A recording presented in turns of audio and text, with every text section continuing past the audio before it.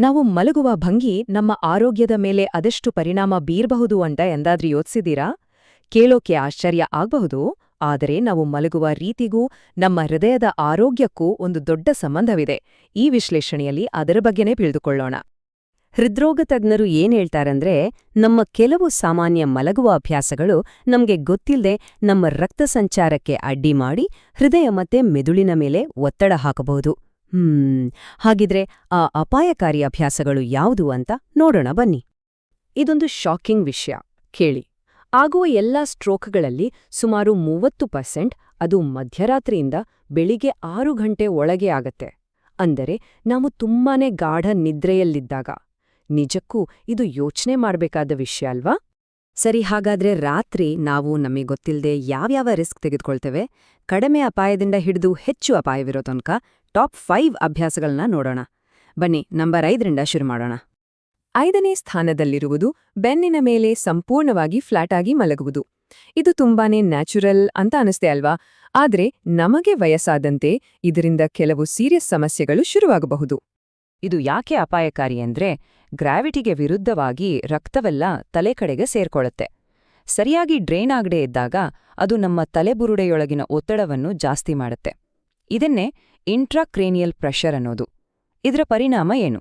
ಬೆಳಿಗ್ಗೆ ಎದ್ದಾಗ ತಲೆನೋವು, ತಲೆ ಸುತ್ತು ಬಂದ ಹಾಗೆ ಆಗತ್ತೆ. ಓಕೆ, ಲಿಸ್ಟ್ನಲ್ಲಿ ನಂಬರ್ 4. ಇದು ಕೇಳೋಕೆ ಸ್ವಲ್ಪ ಆಶ್ಚರ್ಯ ಅನಿಸಬಹುದು. ಯಾರಿಗೆ ಈಗಾಗಲೇ ಹೃದಯದ ಸಮಸ್ಯೆ ಅಥವಾ ಹೈ ಬಿಪಿ ಇದೆಯೋ ಅವರಿಗೆ ಇದು ಇನ್ನೂ ಸೀರಿಯಸ್ ಆದ ವಿಷಯ. ಇದರ ಹಿಂದಿನ ಕಾರಣ ತುಂಬಾನೇ ಸರಳ. ನಮ್ಮ ಹೃದಯ ಎದೆಯ ಮಧ್ಯದಿಂದ ಸ್ವಲ್ಪ ಎಡಭಾಗಕ್ಕಿರುತ್ತೆ. ನಾವು ಬಲಭಾಗದಲ್ಲಿ ಮಲಗಿದಾಗ ನಮ್ಮ ದೇಹದ ತೂಕ ಒಂದು ಮುಖ್ಯ ರಕ್ತನಾಳವನ್ನು ಒತ್ತುತ್ತೆ. ಇದರಿಂದ ಏನಾಗುತ್ತೆ? ಹೃದಯ ರಕ್ತವನ್ನು ಪಂಪ್ ಮಾಡೋಕೆ ಪ್ರತಿ ರಾತ್ರಿ ಗಂಟೆಗಟ್ಲೆ ಹೆಚ್ಚುವರಿ ಕೆಲಸ ಮಾಡಬೇಕಾಗತ್ತೆ. ಜಸ್ಟ್ ಒಂದು ಕ್ಷಣ ಯೋಚಿಸಿ ನೋಡಿ. ನಂಬರ್ 3. ಇದನ್ನು ನಾವೆಲ್ಲರೂ ಖಂಡಿತ ಒಂದಲ್ಲ ಒಂದು ಸಲ ಮಾಡಿರ್ತೇವೆ. ಜಾಸ್ತಿ ದಿಂಬಗಳನ್ನು ಹಾಕೊಂಡು ಮಲಗೋದು. ಸ್ವಲ್ಪ ಆಸಿಡ್ ರಿಫ್ಲೆಕ್ಸ್ ಇದ್ದರೆ ಅಥವಾ ಸೈನಸ್ ಸಮಸ್ಯೆ ಇದ್ದರೆ ಹೀಗೆ ಮಾಡೋದು ಕಾಮನ್ ಅಲ್ವಾ? ಆದ್ರೆ ಸ್ವಲ್ಪ ಎತ್ತರ ಇದ್ರೆ ಒಳ್ಳೇದೆ. ಆದ್ರೆ ಜಾಸ್ತಿ ದಿಂಬ ಹಾಕೊಂಡ್ರೆ ಏನಾಗುತ್ತೆ ಅಂದ್ರೆ ನಮ್ಮ ಕುತ್ತಿಗೆ ತುಂಬಾ ಶಾರ್ಪ್ ಆಗಿ ಬಾಗುತ್ತೆ. ಇದರಿಂದ ಮೆದುಳಿಗೆ ರಕ್ತ ಪೂರೈಸುವ ಮುಖ್ಯ ಅಪಧಮನಿಗಳು ಸಂಕುಚಿತಗೊಳ್ತವೆ. ಅಂದ್ರೆ ಗಂಟೆಗಟ್ಲೆ ಮೆದುಳಿಗೆ ಬೇಕಾದ ಆಮ್ಲಜನಕ ಸರಿಯಾಗಿ ತಲುಪುವುದಿಲ್ಲ. ಇದರಿಂದಾನೇ ಬೆಳಿಗ್ಗೆ ಕುತ್ತಿಗೆ ನೋವು ಬರೋದು. Okay, number 2. ಇದು ತುಂಬಾ ಜನ ಆರಾಮವಾಗಿದೆ, ಸೇಫ್ ಅಂತ ಅಂದುಕೊಳ್ಳುವ ಒಂದು ಕಾಮನ್ ಪೋಸ್. ಆದ್ರೆ ಈ ಪೊಸಿಷನ್ನಿಂದ ನಮಗೆ 2 ದೊಡ್ಡ ಸಮಸ್ಯೆಗಳು ಉದ್ಭವಿಸುತ್ತೆ. ಪೂರ್ತಿ ರಾತ್ರಿ ಈ ಪೊಸಿಷನ್ನಲ್ಲಿ ಮಲಗಿದ್ರೆ ನಮ್ಮ ಶ್ವಾಸಕೋಶಗಳಿಗೆ ಪೂರ್ತಿಯಾಗಿ ಹಿಗ್ಗಲು ಆಗಲ್ಲ. ಹಾಗಾಗಿ ನಮ್ಮ ಉಸಿರಾಟ ಡೀಪ್ ಆಗಿ ಇರೋಲ್ಲ. ಯೋಚಿಸಿ, ಗಂಟೆಗಟ್ಲೆ ಮೆದುಳಿಗೆ ಬೇಕಾದ ಆಮ್ಲಜನಕದ ಪೂರೈಕೆಯಲ್ಲಿ ಕೊರತೆ ಆದ್ರೆ ಏನಾಗ್ಬೋದು ಅಂತ.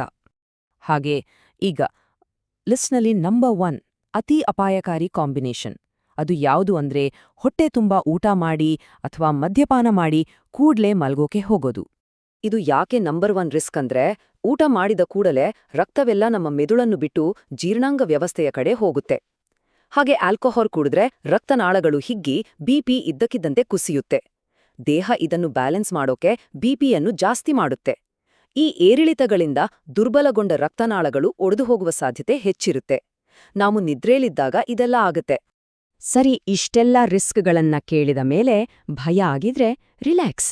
ಈಗ ನಮ್ಮ ಮೆದುಳು ಮತ್ತು ಹೃದಯದ ಆರೋಗ್ಯವನ್ನ ಕಾಪಾಡಿಕೊಳ್ಳಲು ತಜ್ಞರು ಶಿಫಾರಸು ಮಾಡುವ 2 ಸುರಕ್ಷಿತ ಮಲಗುವ ಭಂಗಿಗಳ ಬಗ್ಗೆ ತಿಳಿದುಕೊಳ್ಳೋಣ. ಹೃದ್ರೋಗ ತಜ್ಞರು ಶಿಫಾರಸು ಮಾಡುವ 2 ಭಂಗಿಗಳು ಇವೆ. ಒಂದು, ಎಡಭಾಗದಲ್ಲಿ ಮಲಗೋದು. ಇನ್ನೊಂದು, ಸ್ವಲ್ಪ ಎತ್ತರಿಸಿ ಬೆನ್ನು ಮೇಲೆ ಮಲಗೋದು. ಈ 2ಕ್ಕೂ ಅದರದ್ದೇ ಆದ ವಿಶೇಷ ಪ್ರಯೋಜನಗಳಿವೆ. ನಮ್ಮ ಹೃದಯ ರಕ್ತನಾಳದ ವ್ಯವಸ್ಥೆಗೆ ಇವು ತುಂಬಾನೇ ಒಳ್ಳೆಯದು. ಎಡಭಾಗದಲ್ಲಿ ಮಲಗುವುದರಿಂದ ಇನ್ನೊಂದು ಸೂಪರ್ ಬೆನಿಫಿಟ್ ಇದೆ. ಅದಕ್ಕೆ ಗ್ಲಿಂಫ್ಯಾಟಿಕ್ ಸಿಸ್ಟಮ್ ಅಂತಾರೆ. ಇದೇನಪ್ಪಾ ಅಂದ್ರೆ ನಮ್ಮ ಮೆದುಳಿನ ಒಂದು ತ್ಯಾಜ್ಯ ವಿಲೇವಾರಿ ಜಾಲ ಅಂತ ಹೇಳಬಹುದು.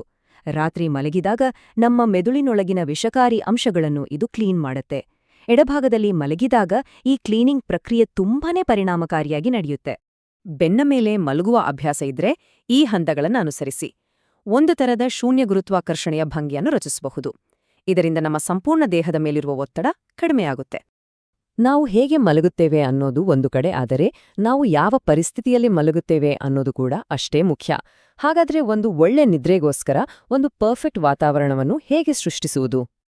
ನೋಡಿ, ಒಳ್ಳೆ ನಿದ್ರೆಗೆ 4 ಪ್ರಮುಖ ಅಂಶಗಳಿವೆ. ರೂಮ್ ತಂಪಾಗಿದ್ರೆ ಬಿಪಿ ನಿಯಂತ್ರಣದಲ್ಲಿರುತ್ತೆ. ನೀಲಿ ಬೆಳಕು ಅಂದ್ರೆ ಮೊಬೈಲ್, ಟಿವಿ ಬೆಳಕು ಇದೆಲ್ಲ ಇಲ್ಲ ಅಂದ್ರೆ ನಮ್ಮ ನಿದ್ರೆ ಹಾರ್ಮೋನ್ ಚೆನ್ನಾಗಿ ಉತ್ಪತ್ತಿಯಾಗುತ್ತೆ. ಸರಿಯಾದ ದಿಂಬು ಕುತ್ತಿಗೆಗೆ ಆಧಾರ ಕೊಡುತ್ತೆ. ಹೊರಗಿನ ಶಬ್ದ ತೊಂದ್ರೆ ಮಾಡದ ಹಾಗೆ ಮಾಡ್ಕೊಂಡ್ರೆ ನಿದ್ರೆಯೂ ಆಳವಾಗಿರುತ್ತೆ.